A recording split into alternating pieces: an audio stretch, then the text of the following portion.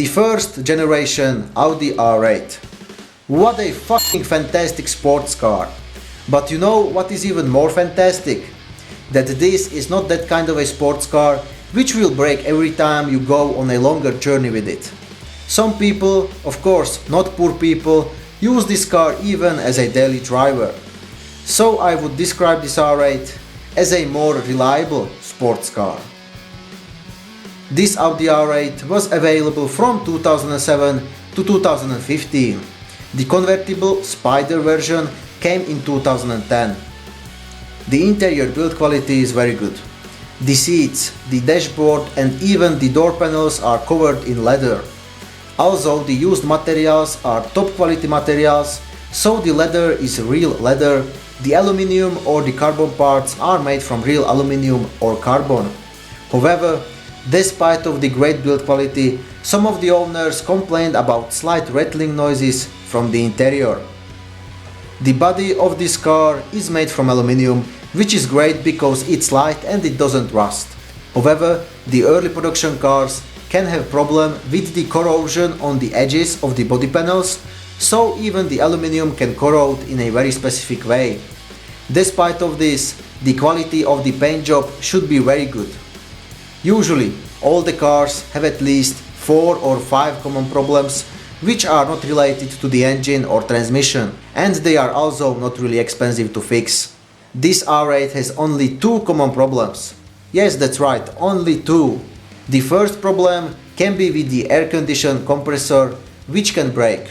Now, you can say that this is not a big problem and you just have to replace the broken part for a couple of $100 and that's it. Well, it's not like that. The interesting thing is that if the car is equipped with the V8 engine, then you have to remove the whole engine just to replace the air conditioning compressor, which is, as you can probably know, really expensive. So check the air conditioning properly if it blows cold air in every situation. The second common problem can be with the magnetic ride suspension, which was standard in cars equipped with the V10 engine, and it was optional in V8 engine cars. The main problem with this suspension is that it can easily leak. Replacing this suspension is again really expensive, so a lot of people simply replace this complicated suspension with the standard basic suspension. The convertible version of this car can have also problems with the roof. So check if the electronically operated roof is working properly and also check if it's waterproof.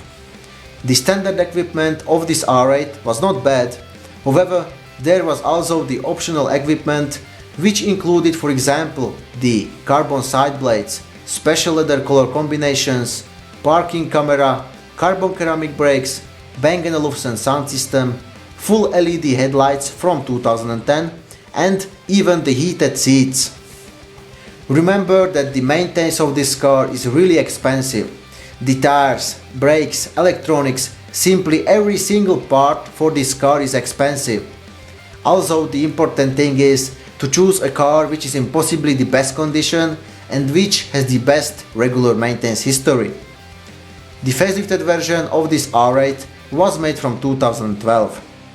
The price of this R8 starts at 46,700 euro for the cheapest one in Germany, and it goes up until 189,990 euro for a low mileage GT Spyder with the V10 engine.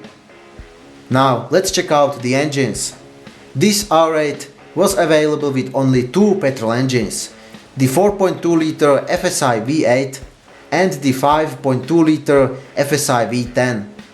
These engines can have problem with the carbon buildup, mainly the 4.2 liter V8. The carbon buildup can cause lower performance and even misfire. So if you want to clean the engine from the carbon, then you have to disassemble it, which is obviously not the cheapest. The another problem with these engines can be bigger oil consumption. The 4.2 liter V8 can consume 1 liter of oil for 1,500 kilometers. The 5.2 liter V10 can consume half liter of oil for 1,500 kilometers. So this consumption is still alright. However, If the engines consume more oil than this, then there is a problem somewhere.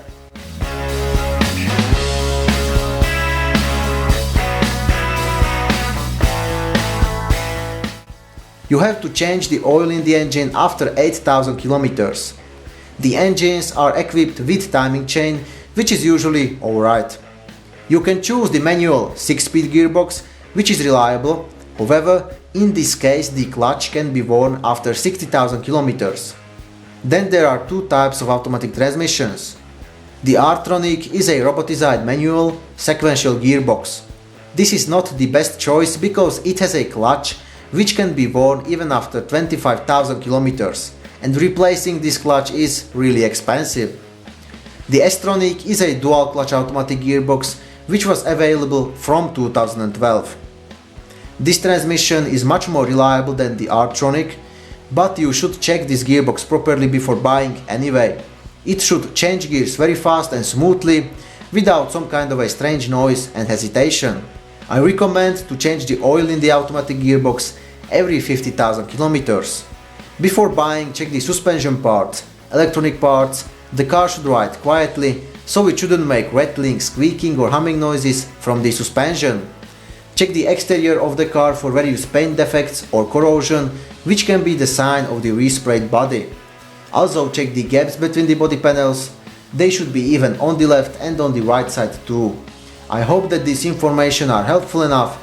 If you have some questions or if you have personal experience with this car, then write it into comments. Also, if you liked the video, don't forget to like or subscribe.